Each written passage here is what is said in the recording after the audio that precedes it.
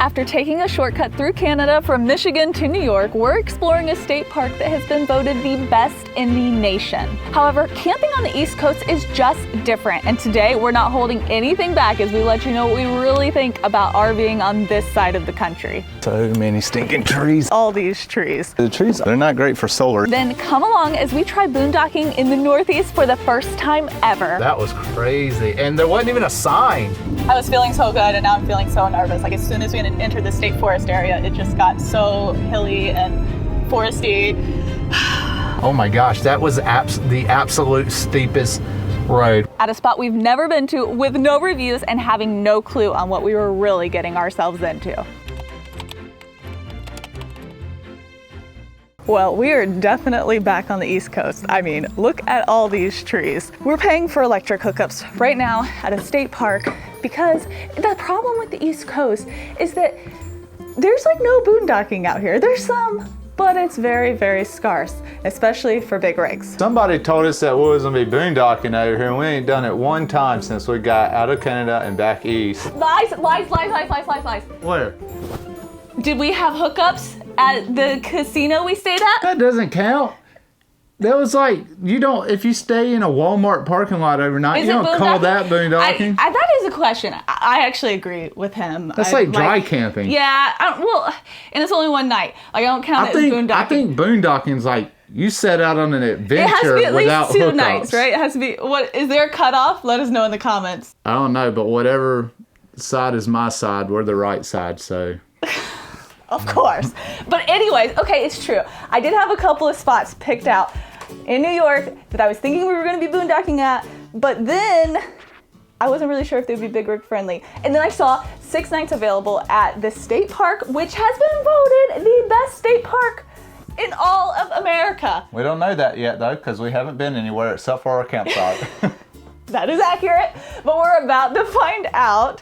And so I decided to come here. But don't worry, tomorrow we're setting out to go boondocking on the East Coast, and I really have no clue how it's gonna go because we don't really have experience boondocking on the East Coast. Yeah, a few spots in Florida. Yeah, huh? That's my southeast in me right there. Yeah, huh? Yeah, huh? Where? We boondocked in Central Florida at a water management area. Okay. Northeast. We haven't done any Northeast boondocking. Oh, what other stipulations is she going to add to this? So, you're going to want to see that. But for right now, we're about to explore. Do you know what state park this is? That's my other question. Do you know what state park is apparently the best state park in all of the country? If so, put it in the comments below. And we're going to get ready to go hiking. Let us know if you think it's overrated. I feel like a lot of times these things get voted the best, and then it's just kind of overrated. Like, what's that hike? Angel's Landing? Angel's Landing. Oh gosh, you're starting a big controversy now. Don't tell everybody our unpopular opinion about Angel's Landing. Hey, the most dangerous hike. We gotta get ready. We're about to lose our entire audience before this video even gets started. Let's go hiking. So we're at Letchworth State Park. It's known as the Grand Canyon of the East, I guess. That's what Victoria told me anyways. It's the only person I heard it from, so if it's not true, it's her fault. But right now we're on the road. It's 17 miles. We're going to go see one of the 3 waterfalls. It's supposed to be the most famous waterfall out of the 3. And I don't know. Yeah, hopefully it'll be good. Fall is a beautiful time to be up in the Northeast because you start to get the leaves changing, you get some beautiful colors, and I think this is going to make for a really great day. We're about to get our first view of the gorge. Better be good. It looks Got deeper. me out here in nature. Oh, how terrible. Terrible. It looks like it might be deeper than the Elora Gorge we were at in Canada. It gets more canyon-y off in the distance there. Yeah. Headed that direction. We're at the Great Bend Overlook and the gorge depth is 550 feet. There's a bunch of people here. I didn't expect this. Also, I didn't expect there would be a restaurant though either. This is Craig casually backing into a parking spot that looks like it's made for a Prius. That's a little tight. But it's the only one. I think we're good. There's plenty of room. You ready to do this thing? I think so. We've had our first wildlife sighting. I just saw a little snake slither across the trail right in front of me, and Craig said I didn't say actual words, but what I said is, oh look, a little snake. Anyways, we're on the Lower Falls Trail, which is a section of the Gorge Trail, about a 3-mile section. There are 66 miles of trails in Letchworth State Park, which is crazy, but we wanted to see the Lower Falls because you get to get up close and personal with them. Well, I tell you, they're just safer out here, out east. Look at these fences to stop us from falling off the Gorge Trail. Out west? Out west, there's no fences. You have rock climbing right off this side, right? Fall off the edge. We're going right down there. To that really footbridge, I far. think. Not too far. Huh. You tired already? No, it's humid though. It is humid. Whoa, very cool view we got here. Some rocks just fell. Crazy, they just came from like that little section out there. And we're at the splashes in the water. You can't actually see the falls as good from the bridge. Grew up in Florida, but ever since we started traveling, we aren't used to the humidity anymore. I'm sweating. We leave for months at a time. When we come back, we're like, how did we ever live in this? I didn't know I could sweat anymore. Oh, It's crazy. gosh. But that was a nice hike. There was a lot of foliage, which made it a little hard to view the falls as good as I wanted to, but we've got 2 more waterfalls to view, so we're on our way. This lays my back. It's pretty sweaty. So we ate lunch at Iris Inn. It's a really cute little cafe, a little bit expensive, but it's right next to Middle Falls. You can walk down the stairs, see Middle Falls, then drive over to the big parking lot area near Upper Falls, which is probably the most picturesque one, with the train bridge right above it. We just heard a train, so we might get to see it go across the train tracks. Perfect timing. Oh my gosh, how lucky is this? Such perfect timing. Here it comes, here it comes. Oh, awesome.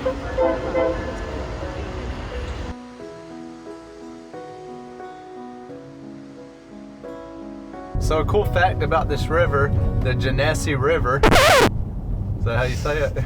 I think you somehow managed to say it the weirdest way possible. The Genesee? How I do think you just say it? Genesee. Genesee River is that it flows north, which is pretty cool. I think it flows up to the Great Lakes. I'm not sure about that part, but it does flow north. But we've seen all the waterfalls. We now have to go back to the RV, which is really close to all the waterfalls. That's another great thing about this park is like if you come with your RV here or tent, whatever, like you're not far from everything. You're literally a bike ride to all the falls and everything to see all the sights. So you can go back, check on dogs, get lunch, whatever you want to do. So we're gonna go back, check on the dogs, then we gotta go into town to get ready for our boondocking adventure tomorrow. It's gonna be an adventure because we don't even know where we're going. But we know we're going boondocking. Dag nabbit. Because we don't have reservations anywhere else. Nope. So I guess we better find somewhere to boondock. Oh gosh, this is gonna be a fun one, guys. It's gonna be a fun one.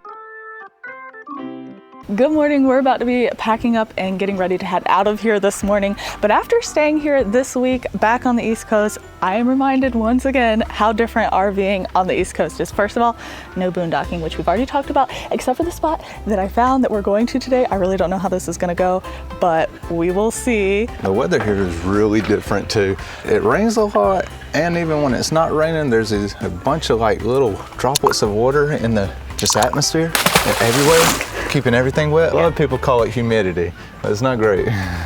And there is so many stinking trees everywhere. So we definitely got to get up here and sweep everything off. Look at all this pine straw. How are you gonna get around these solar panels?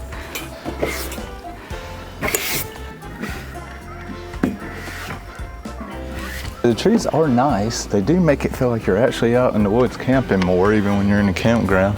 But they're not great for solar either. Like, if we didn't have power, I don't know what we'd been doing this week. And we stick out like a sore thumb with all these solar panels. Everybody else out east ever has solar panels. They'll have like 1 or 2 panels when then our whole roof is just covered in it. And we look not so smart, dumb, because we're at campgrounds all the time because there's nowhere to boondock hardly. It's funny. Starlink is also much more of a problem out east. As you can see, we've got ours right back here by the road, barely even in our sight, trying to get a clear line of sight to the sky, because if there's any trees in the way, it drops every couple of minutes.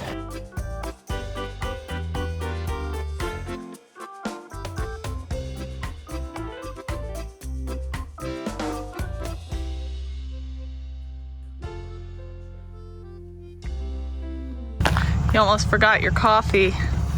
My hands are full.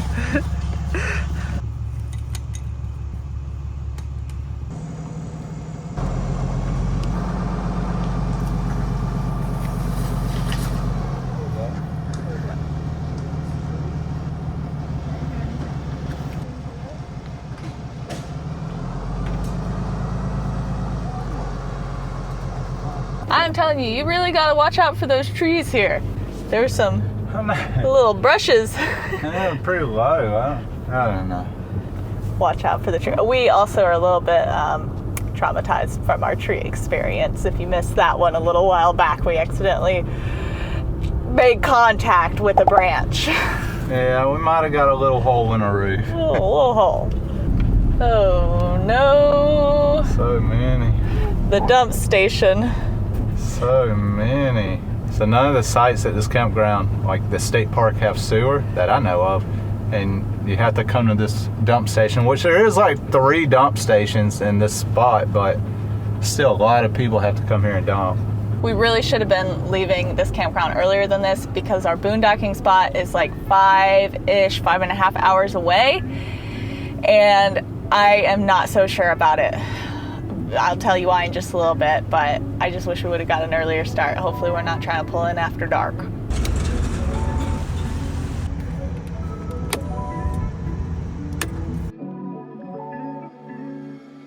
Our boondocking spot we're headed to today is in Pennsylvania, almost all the way through Pennsylvania, which is why we're driving so long.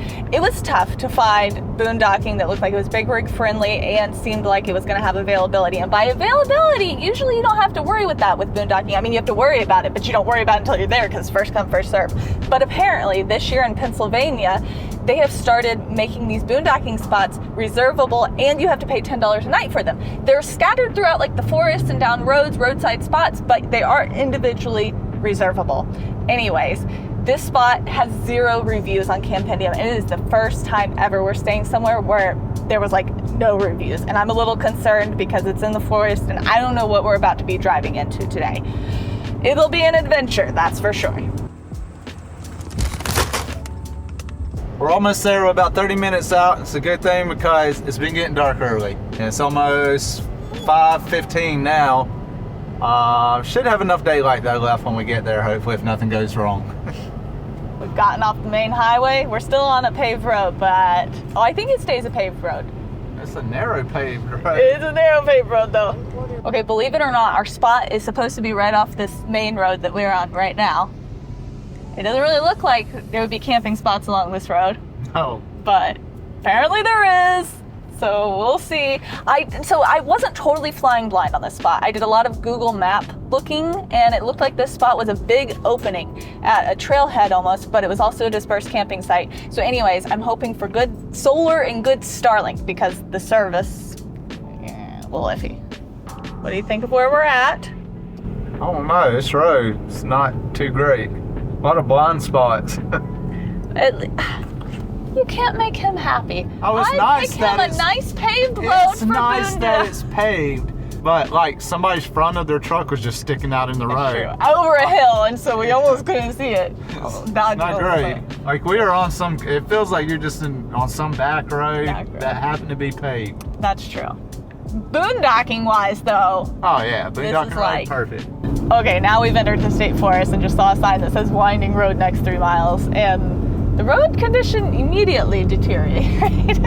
Also, I don't know what the speed limit is. Well, you just don't go too fast. Oh wow. Jeez. Whoa. We are climbing. Oh my goodness. This is probably the steepest hill we've been on. Oh my gosh, Orbit. this is really steep. You can't tell it in the camera, but whoa. Oh my gosh. Nice. First time the truck has struggled. Oh my gosh. Wow. Nobody said any, well, I was about to say nobody said anything about the grade. Nobody said anything about anything because I couldn't find any reviews of this place. Dang. Look at this road condition. It's like big humps. Oh my gosh. More hill. Look at it. Just long enough to get a little break for the truck. So we go a little speed. A little speed. No, don't speed over this hump. It could be. 1 mile. Turn left on Mid-State Trail. I was feeling so good, and now I'm feeling so nervous. Like, as soon as we entered the state forest area, it just got so hilly and foresty. There's supposed to be a big opening right up here on our left. Fingers crossed with us that there is. Here, it should be right here. Right up here. So I turn on that road? Yeah, basically wherever we see a big opening. I don't know what to tell you. It's gonna be, I see snowmobiles that way. Okay, so obviously not into the woods, but I think there's about to be a big parking lot. I think this is gonna work. And now I want to tell you, 11% grade. Yes, right here. So this is our camping spot. Oh, it is a big open area. And there's a picnic table over there that we can just pull right around and be right over there. You see it? What do you mean this is our camping This is our camping area. Look, see, CV021. We just pull right here. I don't know what's on the picnic table, but I mean, I guess we should figure out where it would be best for Starlink and everything else. So there's these trees right here, but.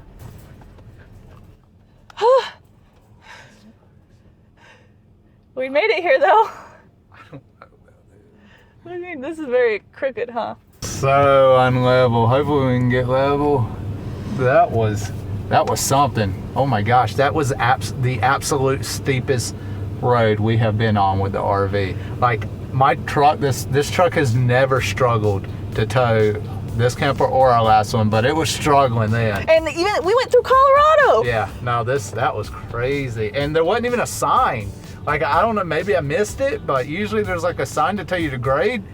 That, I don't know what grade that was. That was bad. That had to be over 11% grade.